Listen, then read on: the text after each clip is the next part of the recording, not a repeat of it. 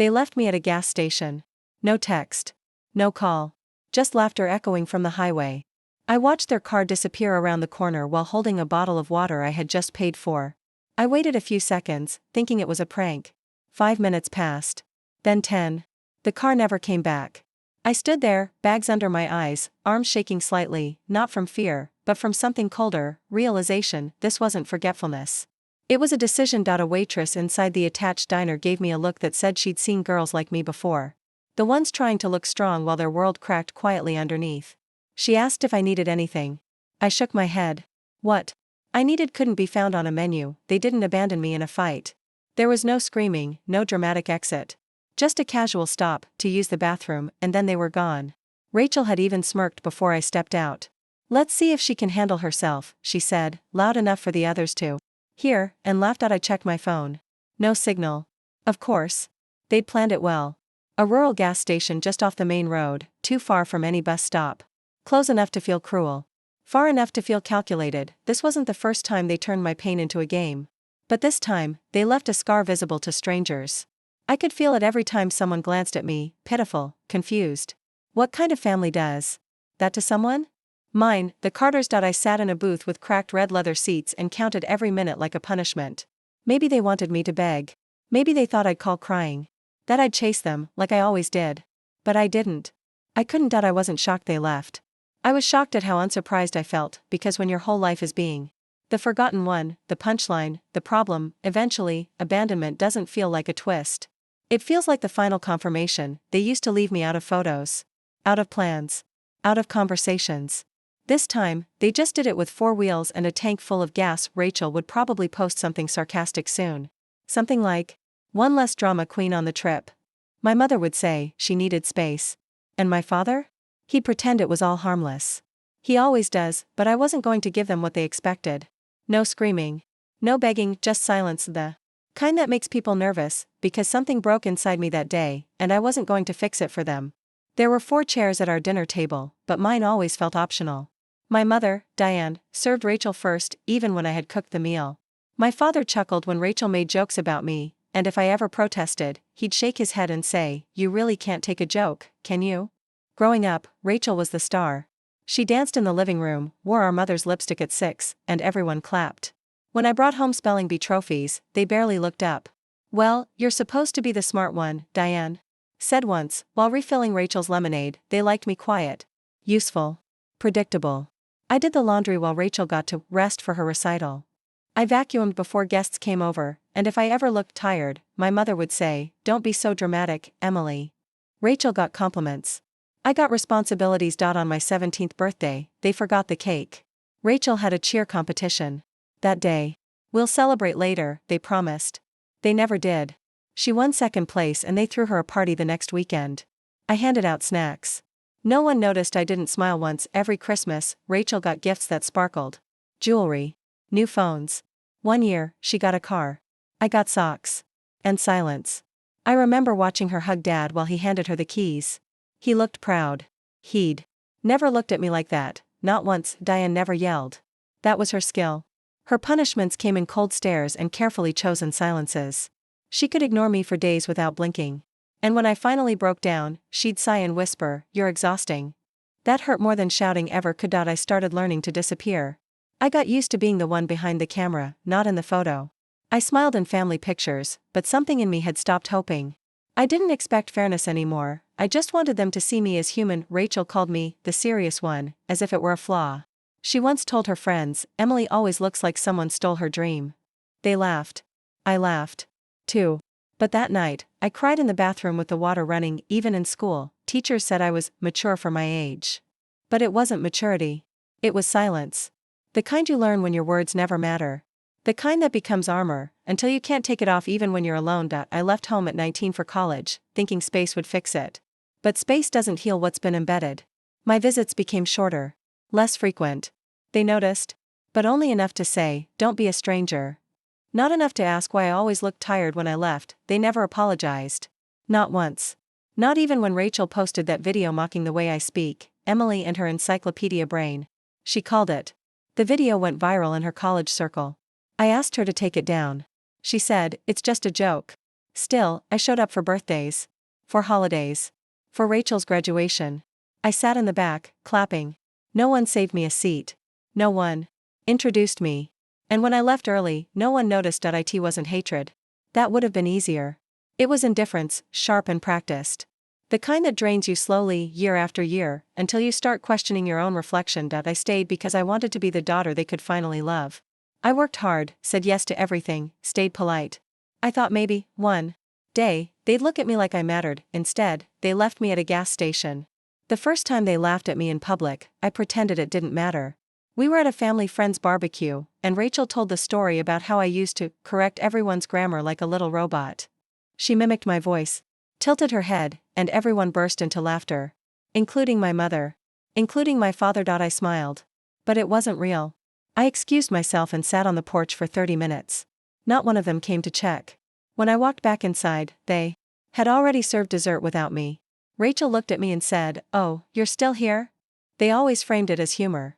"You take everything so seriously, Em," my dad would say, tossing me a half-smile that never reached his eyes.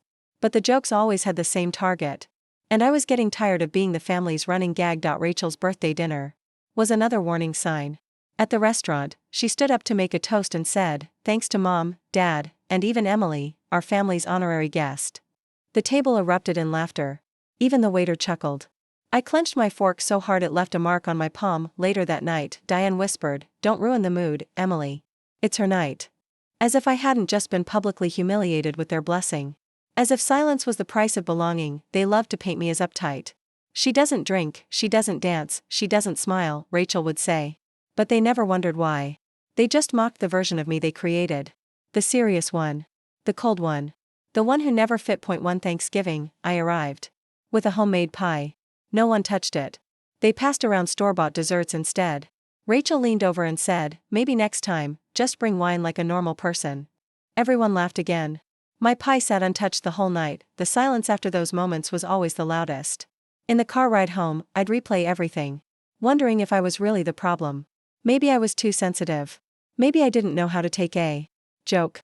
That's what they wanted me to believe, but something inside me was changing. I began to keep receipts. Screenshots. Notes. Memories. I stopped brushing things off. I started seeing them not as mom, dad, and sister, but as people who chose, over and over, to minimize me. When I got promoted at work, I shared the news at dinner. My dad said, "So you're finally catching up to Rachel." My mother just nodded and asked if I'd be visiting less. Rachel rolled her eyes. That was my celebration, a comparison, a guilt trip, and an eye roll. Their favorite phrase became, "Don't be so dramatic." It was their shield. Their eraser. No matter what they said or did, that phrase made it my fault. And I had believed them for so long. Too long. One weekend, I overheard Rachel on the phone, laughing. "Emily's coming to the cabin trip. Ugh. She's gonna ruin the vibe." I wasn't supposed to hear it. But I did. And I still went. That trip would change everything. That was the weekend they left me behind, and called it a joke. They said it was a weekend to reconnect. A rented cabin near a lake, 2 hours from home. I almost didn't go. But Diane insisted. "It'll be good for us," she said. A reset. I wanted to believe her. I wanted to believe they were finally choosing me. The car ride there felt off. Rachel was louder than usual, and everything I said became a joke. When I asked if we'd stop for food, she said, "Don't worry, Emily packed emotional baggage." My parents laughed. I looked out the window and swallowed hard. At the cabin, Rachel got the master suite. I was told to take the basement room. "It's quieter down there," Dad said. There were spider webs on the ceiling and a thin mattress on a metal frame. I didn't complain. I was used to their crumbs. The first night, we played a game Rachel brought, some card thing where you ask personal questions. When it was my turn, the card read, "What's your biggest insecurity?" Before I could answer, Rachel blurted out, "Being born into this family." The room exploded in laughter. I went to bed early. I heard them talking above me, laughing, whispering. I stared at the ceiling, feeling 15 again. Invisible. Disposable. But I stayed. Because maybe tomorrow would be better. The next day, we went into town for snacks. I offered to go inside the gas station while they fueled up. I picked out water, some chips, and paid with my own money. When I stepped outside, the car was gone. First, I thought they had parked around the corner. I walked up and down the lot twice. Nothing. I called Rachel. No answer. I texted my mom, "Where did you go?" No reply. The silence felt heavier than the sky above me. 10 minutes passed. Then 20. Then I opened Instagram and saw a fresh story. From Rachel, her feet up in the back seat, captioned, "Finally, peace and quiet," face with tears of joy. My heart dropped. It wasn't a mistake. It was a joke. I stood there, bags in hand, people watching me from their cars. I wasn't angry. Not yet. I was humiliated. Like a child forgotten at school. But this wasn't forgetfulness. It was performance. They wanted to see what I'd do. How far they could push me. How silent I'd stayed. I walked to a small diner nearby. And sat at the counter. The waitress asked if I needed help. I said no. What I needed was a family who didn't find joy in erasing me. They didn't come back for hours. When they finally did, Rachel walked in laughing. "Relax, Em, it was just a prank." Diane added, "You're safe, aren't you? Stop being so dramatic." I didn't speak. I didn't argue, but I stopped loving them that day. The ride back to the cabin was filled with music and laughter, none of it mine. Rachel played her playlist loud, bobbing her head like nothing happened. My mother scrolled through her phone. My father whistled softly. It was as if I hadn't spent 3 hours alone, abandoned in a gas station parking lot. I stared out the window, watching the trees blur by. I wanted to scream. But what would have been the point? They would have twisted it, made me the ungrateful one. The overreactor. The drama queen. That was always the script. I just stopped auditioning. When we got back to the cabin, I went straight to the basement. I didn't eat. Didn't speak. They didn't ask. Not once. Not if I was okay. Not if I was angry. Nothing. My silence was easier for them. It always had been. I lay on that thin mattress and stared at the ceiling for hours. Something had snapped inside me, but not loudly. It was a quiet rupture. The kind that doesn't bleed. Just stops feeling. I wasn't sad. I was vacant. The next morning, I woke up early and made coffee. I watched the lake from the wooden porch, trying to understand why they hated me so quietly. Why it was always me. The serious one. The boring one.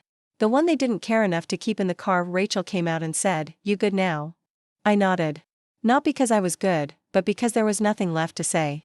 She smiled like she'd won something. Like my silence was her trophy. We packed to leave that afternoon.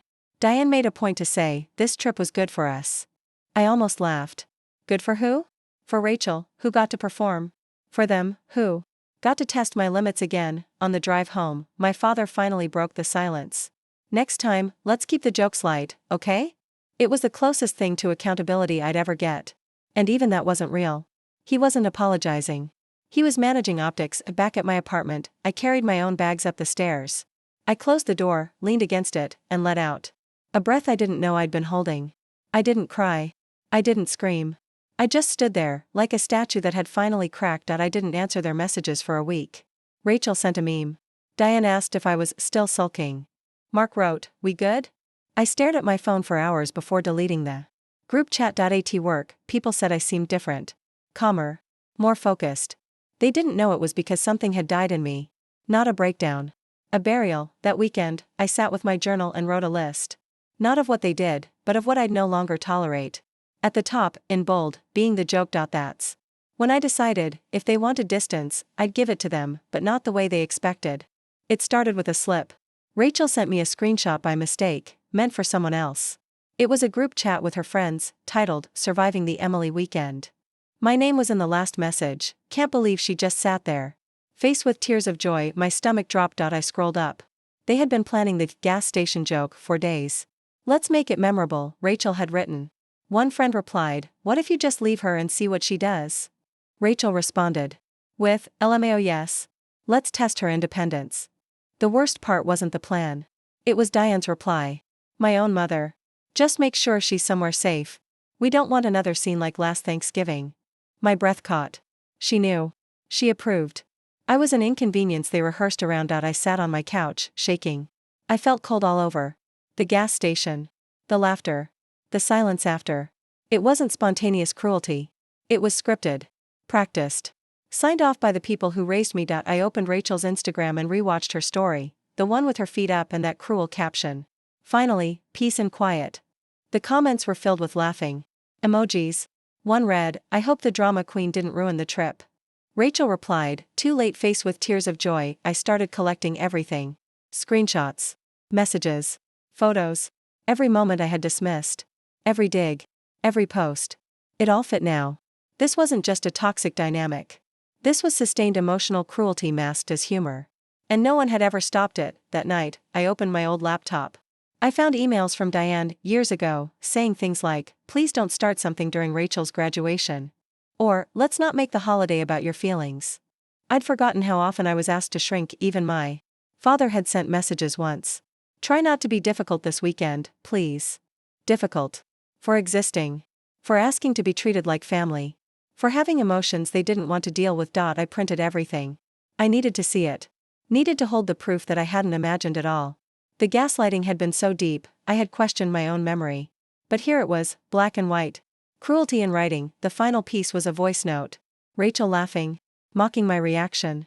She just sat there like a sad little puppy. I almost felt bad. Almost. I listened to it twice. Then deleted it.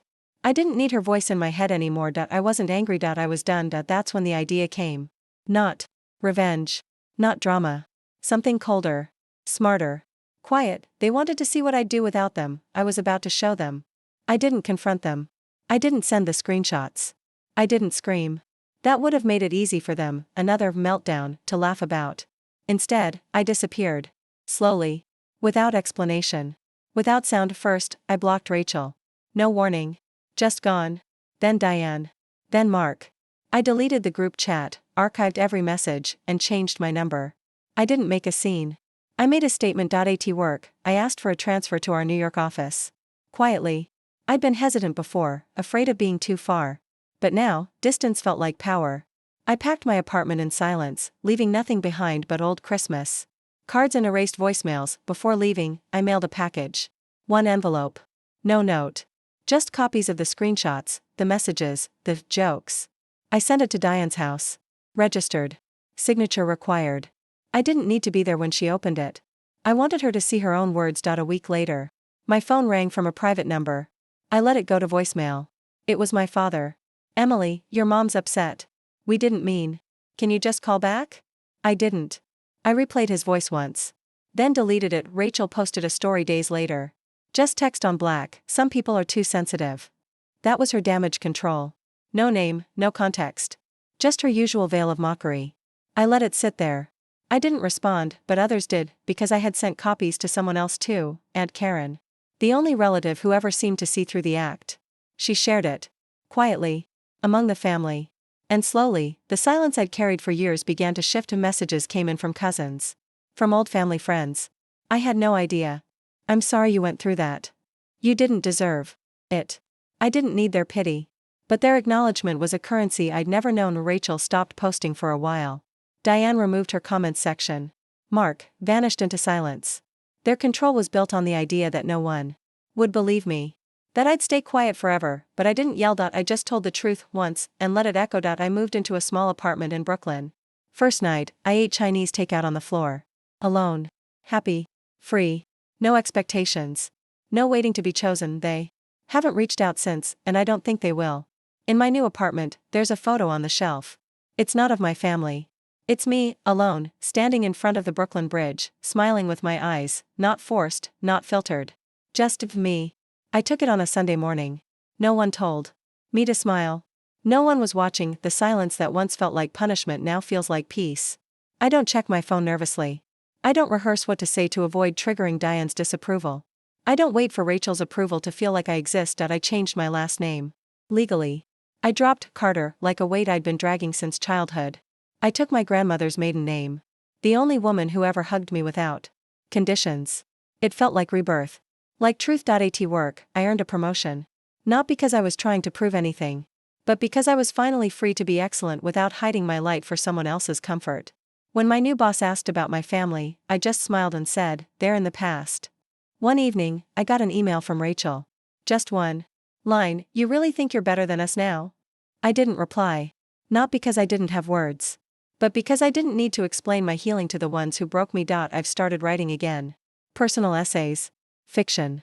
Stories that echo with women like me, forgotten daughters, invisible sisters, the ones who were always told they were too much, too quiet, too serious. And those stories are being read. At my first small reading event. A woman came up to me with tears in her eyes and said, "Your words sound like my life." I nodded. Not out of pride, but recognition. That's the thing about pain, it echoes. But so does survival. I still think about the gas station sometimes. The way the sky looked. The feeling of being left like trash on the side of the road. But I don't cry when I remember it. I just breathe deeper. Because that day didn't destroy me. It delivered me. I no longer attend birthdays. Or holidays. Or fake family weekends. I celebrate alone or with people who see me, not tolerate me. And the best part? I don't feel guilty anymore. People ask if I'd ever forgive them. The truth? I don't carry that question anymore. Forgiveness isn't owed. Especially when it was never asked. My mother once said I was too cold. My father called me rigid. Rachel said I was hard to love. Maybe I was. Or maybe I just stopped shrinking myself to make them comfortable. I didn't get revenge. I got free, and now, every time I pass a gas station, I smile, because that's where they left me, and that's where I finally picked myself up.